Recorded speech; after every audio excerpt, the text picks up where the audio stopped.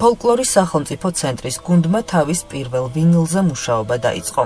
ქართული მრავალხმიანობის 12 ნიმუში ვინილზე ჩაიწერება, ხოლო 30 სიმღერის ციფრული ვერსია ონლაინ პლატფორმაზე განთავსდება. ხმის ჩამწერ სტუდიაში მუშაობა აქტიურად მიმდინარეობს. აღსანიშნავია, რომ ანზორ ერქომაიშვილის სახელობის ფოლკლორის სახელმწიფო ცენტრის ხალხური სიმღერისა და ტრადიციული გალობის გუნდი კულტურის სამინისტროს მხარდაჭერით 2024 წელს დაფუძნდა. გუნდი აერთიანებს სალოტბარო სკოლის მოსწავლეებს, გიორგი მთაწმინდელის სახელობის გალობის უნივერსიტეტის სტუდენტებსა და კურსდამთავრებულებს. მიმდინარეობს ჩაწერები აქტიურად, წერთ რამდენიმე კუთხის სიმღერას, მაქსიმალურად ვცდილობთ, რომ ყველა კუთხე მოვიცვათ, მაგრამ ამჯერად გურია, რაჭა და სვანეთი იწერება პირველ რიგში და მე რა თქმა უნდა ვაგზავნებთ კახეთის ფრთაც მიყვება.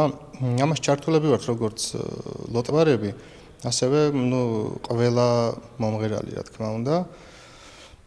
ძალიან მნიშვნელოვანია ზოგადად ჩაწერები გუნდისთვის, იმიტომ რომ ამით უფრო იწვრთობი როგორც მომღერალი. იქ რაღაც უფრო მეტ ხარვეს ნახულობ იმის გამოსწორებაზე, მიდის მერე მუშაობა და ასე შემდეგ.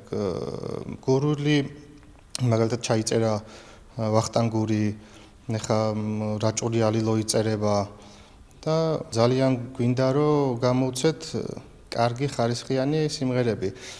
ეს გამოვა როგორც აუდიო ალბომის სახით, ასევე ვინილზე გვინდა ჩავწეროთ, იმიტომ რომ რაც ჩვენთვის განსაკუთრებით სიმბოლურია ვინილზე, იმიტომ რომ ვინილზე ძალიან ბევრი ხალხური სიმღერა არის ჩაწერილი, შემორჩენილი ძველებისგან და რაღაც სიმბოლურად გვინდა რომ ჩვენც გავაკეთოთ ეს. ასევე აიტვირთება ეს ონლაინ პლატფორმებზე, ანუ ხელმისაწვდომი იქნება ყველასთვის. ჩვენ ძალიან გვახარებს, რომ მიმდინარეობს ამ აუდიო ალბომის ჩაწერა და მე პირადად მაქსიმალურად ვარ ჩართული ამ პროცესში. ჩვენთვის როგორც ამ გუნდის წევრებისთვის მნიშვნელოვანია და მეტად დიდი პატივია გამოცდილ მომღერლებთან მღერა.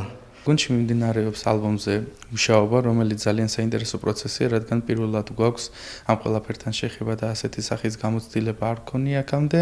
მოხარულები ვართ, რომ გვაქვს საშუალება ჩვენი რეპერტუარის რეალიზება სწორედ ამ ხრივადაც მოვახდინოთ და ვიმედოვნებ, რომ ძალიან მალე ფოლკლორის ცენტრის გუნდი ძალიან საინტერესო სიახლეებით წარსდგება მაყურებლის წინაშე და იქნება ძალიან საინტერესო ალბომის პრეზენტაცია. ფოლკლორის სახელმწიფო ცენტრის გუნდის შექმნის მიზანია ქართული სამუსიკო ფოლკლორის პოპულარიზაცია და ახალგაზრდა თაობაში ხალხური მუსიკის შემსრულებლობის ტრადიციის გაგრძელება.